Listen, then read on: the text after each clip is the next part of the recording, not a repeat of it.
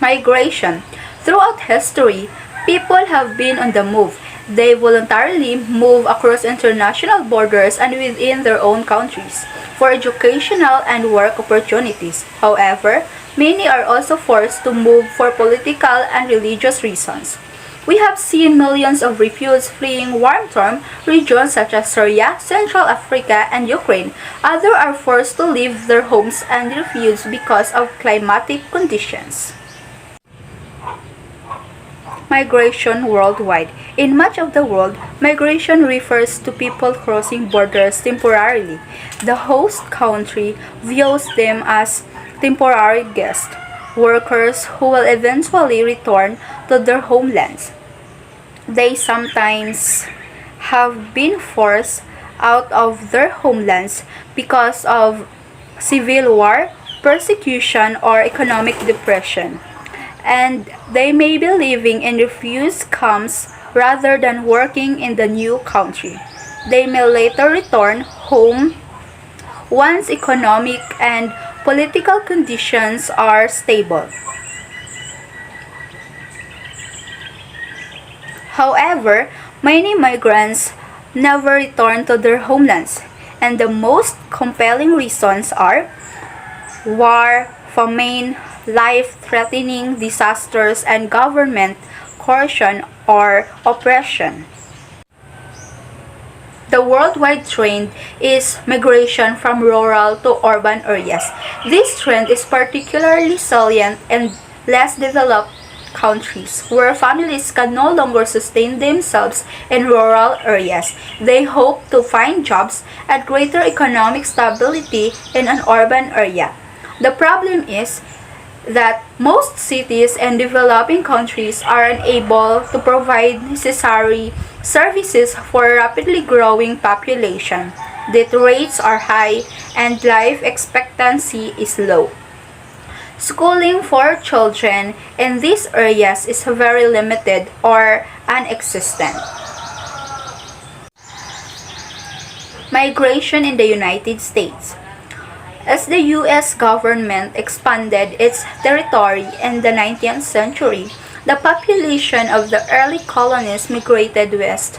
Some groups, like the Cherokee and other American Indian tribes, were forced by the government to move to the land west of the Mississippi River. In the 1920s, 1940s, and 1950s, large numbers of African Americans moved from the south to northern and western industrial areas to fill jobs that were then open to them. Today, migration within the United States takes place continuously. Among the macro factors that indicate human and economic development of the origin country, demographic increase and urbanization, wars and dictatorship, social factors and environmental changes are the major contributions to migration. These are the main drivers of forced migration, both international or internal. Pull factors include higher wages, better employment opportunities, a higher standard of living, and educational opportunities. If economic conditions are not favorable and appear to be at risk declining, further, a greater number of individuals will probably migrate to countries with a better outlook. Globalization.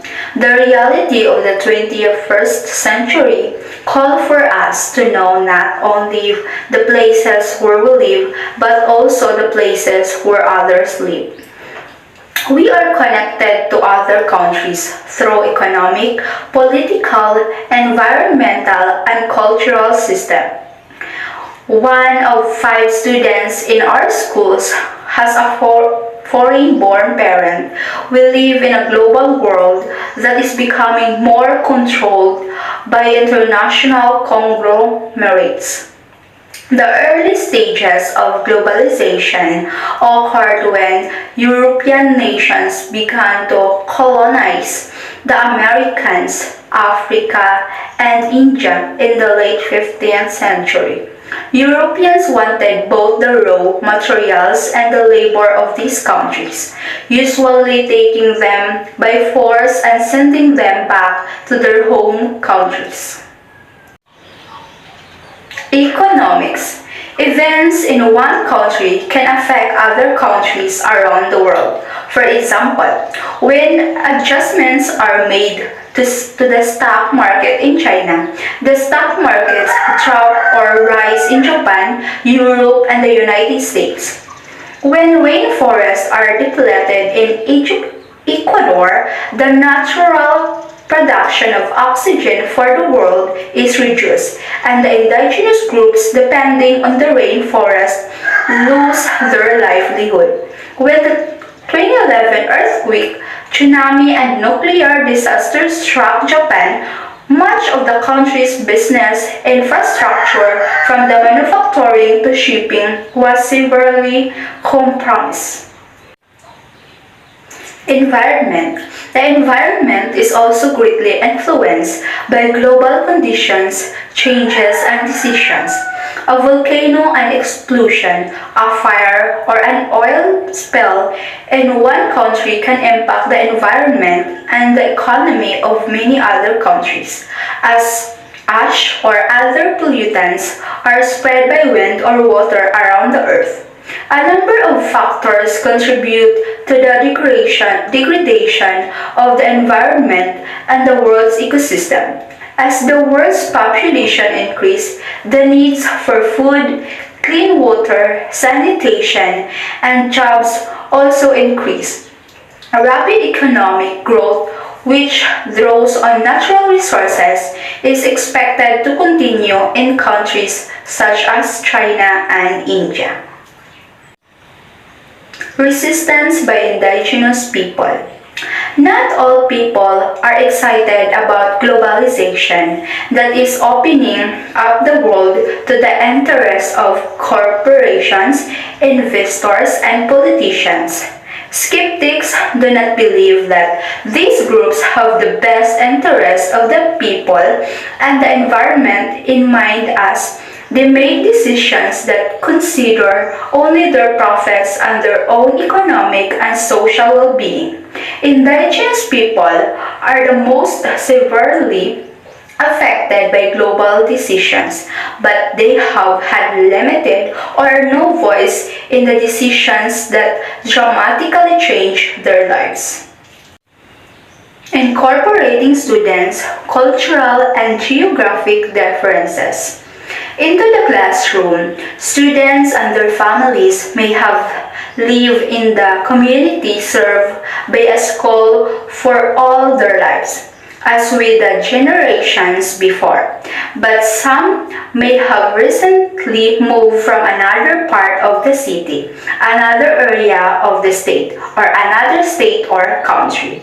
As in the chapter's opening scenario, the local protocols for behavior in schools and social settings may be strange to these newcomers. Students may speak a language or dialect for which they are teased or harassed.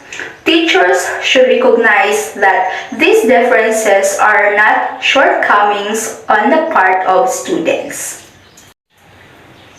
Instead, they are an outgrowth on their own histories and experiences outside the local community. Educators may have to become acquainted with other cultures to serve the new students effectively. Meeting with parents and listening to the students' own narratives of their experiences will help in providing a context for effective teaching and learning. There are some examples of how to incorporate students' cultural and geographic differences in the classroom. Teaching immigrant students. Immigrant students, especially at the high school level, tend to be overlooked by their teachers and other officials. Their education is affected by a number of factors that impact their families. A large number of immigrant students are living in segregated, low-income communities. The parents of some Hispanic students are undocumented immigrants who worry about being deported and separated from their families. Second, honoring family cultures. Students' cultural backgrounds should be reflected in the examples used to teach. Rural students do not relate to riding a subway to school or work, nor do inner city students easily relate to single-family homes with large yards and no other houses around them. It would be hard to relate to a story in a book about a father who is a pilot if you have never even been close to an airport. A teacher who understands the experiences of students from different cultural backgrounds can use that knowledge to help students learn subject matter. A teacher's sensitivity to those differences can be used to make students from oppressed groups feel as comfortable in the class as those from the dominant culture. Incorporating global perspective. Because our world has become so interdependent and will become even more so in the future, it is important that students have an understanding of global connection and how they impact their lives. As you plan lessons, think about how you can integrate worldwide events and actions.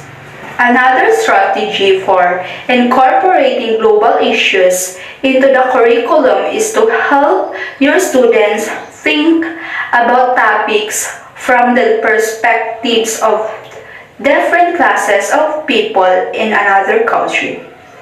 Their perspective on an issue could be the same or quite different from those of students in your classroom. Working with families and communities.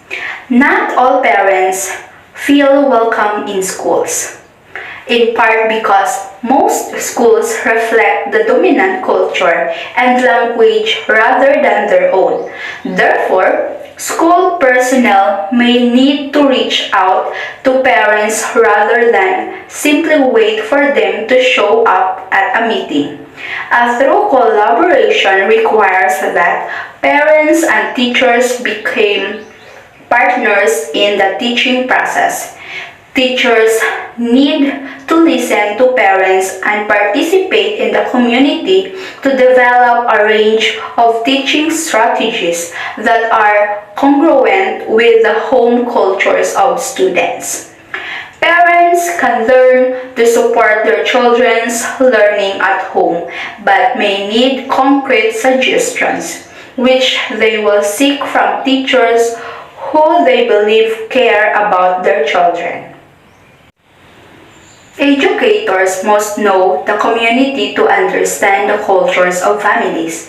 In a school in which a prayer is said every morning, regardless of the Supreme Court's decision forbidding prayer in public schools, a new teacher in that setting should realize that teaching evolution would need to be done with great care and even they might have some negative consequences.